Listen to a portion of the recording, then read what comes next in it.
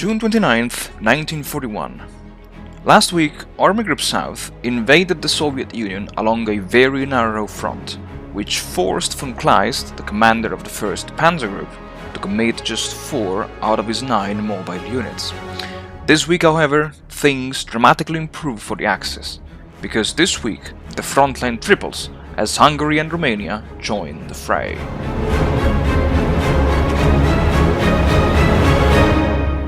Howdy folks, welcome back to the channel and welcome to the last episode of the second turn, the second week of Operation Barbarossa.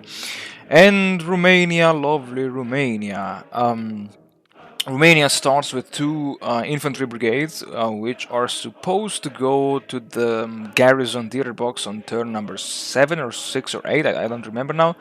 And they're just useless, like seriously, they are freaking useless. They don't even convert hexes because they don't have the zone of control that the divisions have.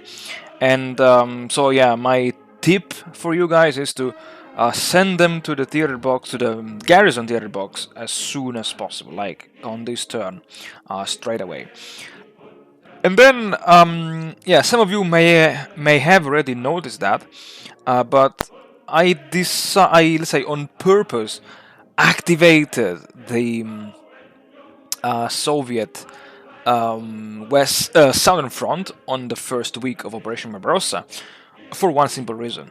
Because when playing on the impossible difficulty, I've always seen that the AI likes to redeploy a big chunk of the troops of the southern front from the Romanian front, and in my case to the Smolensk-Orsha defensive line, which in turn made the Romanian advance into Bessarabia like a walkover, because especially on the southernmost part of the front there were virtually no enemy troops protecting it.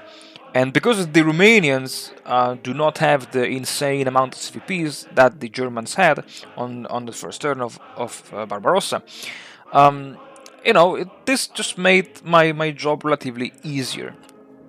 And then yeah, also one thing that surprised me about the Romanians was the lightning advance of the Romanian Cavalry Corps. Now, having opened a breach with 1 infantry corps of the 11th Army, I've literally took all of the cavalry brigades that I had and I've sent them deep into Ukraine. And while again the cavalry brigades were strong enough to wipe out some garrison borders battalions and to secure some hexes, I would say the glory was taken by the 1st Romanian Armored Division, which, as you can see right now, it entered Venetia.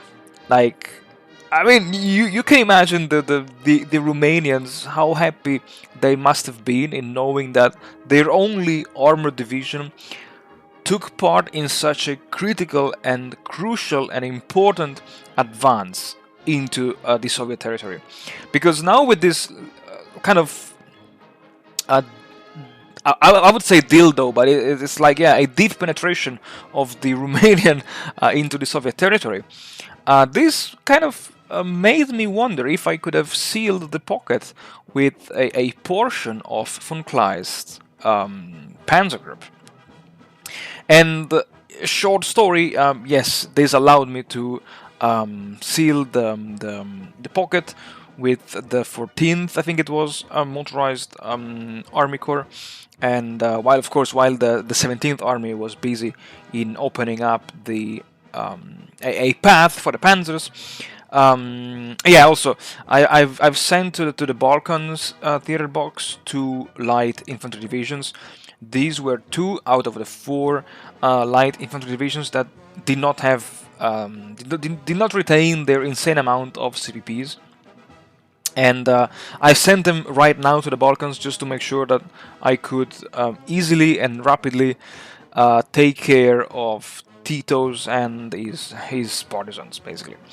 And yeah, while with 1 motorized army corps I could seal the Venetia, let's call it the Venetia Galician pocket, with the remaining motorized Army Corps. I think it was the third motorized Army Corps, and of course with the infantry support of the 6th and of the 44th, I think it was, Army Corps of the 1st Panzer Group, I slowly but surely fought my way towards Kiev. And yeah, last point that doesn't make me very proud of saying this, but I want to say this because I'm honest. I completely forgot about the Hungarians. Like I'm deeply sorry for those guys, but I totally forgot to move them on this turn, and oh my god, it was such a shame when I realized much later that, oh my god, I still have like the cavalry brigade and the 2 motorized brigades of the Hungarians, and yeah, really no comment. Like, shame on me. Anyway, folks, as always, thank you very much for watching. Thank you very much for supporting the channel. I wish you all the best, and well, I hope to see you all next week with yeah, with the reaction of the Red Army to the advance of the Axis forces of this week, and yeah, we will see how will the Axis forces perform over the course of next week. Yeah, as always, I wish you all the best, and I hope to see you all again next week.